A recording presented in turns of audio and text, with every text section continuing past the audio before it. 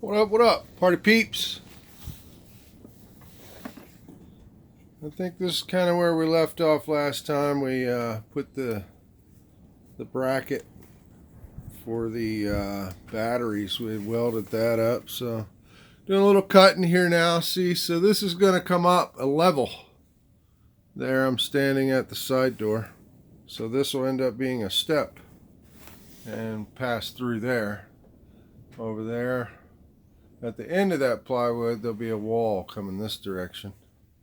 Right where we've got it floored pretty much there. And that'll stop here in between the fridge and the wash machine. And this will be a countertop here, which will step down and go over top of the water heater, the same height as this. You see? And then that'll step down. So, double layer countertop. This here will hinge. The countertop will flip towards the beds. And voila. This is our little stove. That'll be going in there. I've got the grate out right now.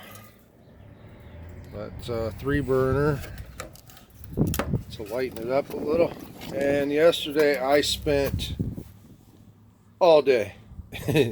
Absolute insanity, just trying to adapt all these little gas fittings. You know, you need regulators and, you know, shut off valves and things, blah blah blah, and you know, you're trying to rig all this stuff together, and this doesn't work with that thread, etc., etc. So yesterday was a journey.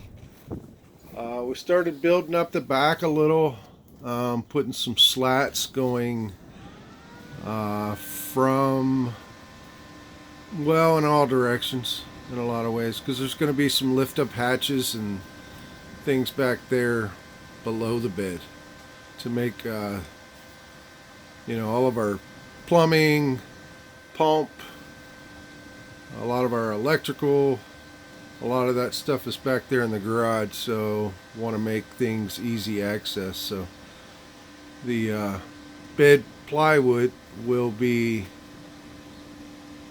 hinged, and it's all going to get carpeted. I did a little bit of that on my boat. I did a couple years ago. We get out on a journey, we'll take the boat for a fishing trip.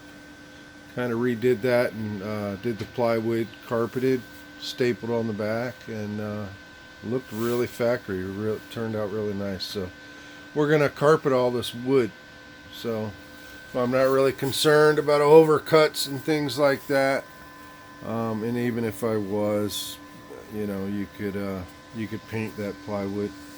But this is all recycled birch that was brought home off of a job site years ago, and just had it stored in the garage for years.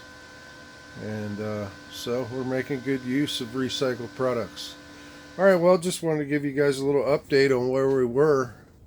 We got a little more framing done. I got the table saw cleared off and did a few experimental cuts, and just kind of getting some practice in and feeling good with that machine before we get into cabinets and stuff, where we're really going to have to pay attention to our cuts.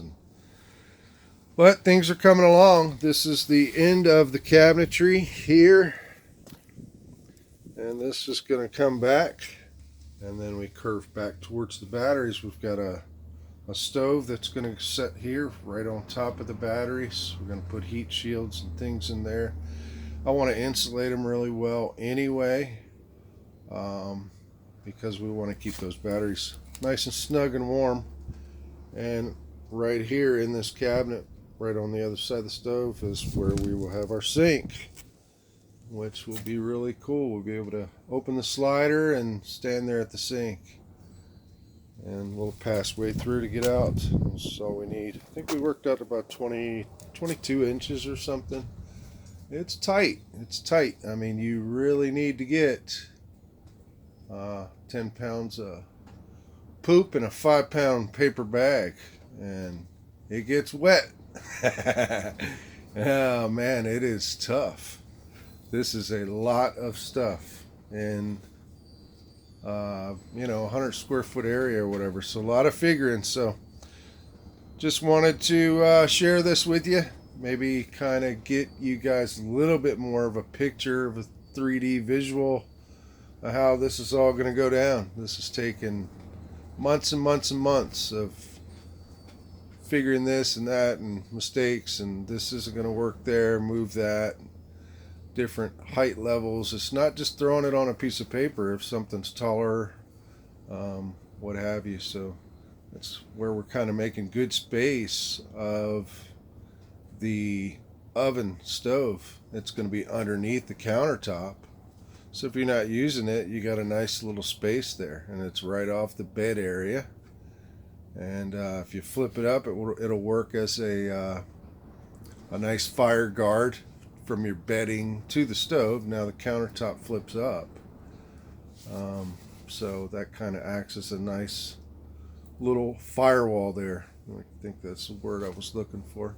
So safe, effective, doubling up our space, utilizing one space for a couple different areas, and basically your feet will just set. The other advantage of this is you can put a full-size bed. So now the foot of the bed is going to sit on top of the countertop here, because you're sleeping, you're not cooking. So multifunction, that's the only way this is possible. So I've put a lot of time and effort in this thing and design, and we are going to see where this little journey takes us over the next few months. It's freezing cold out here right now.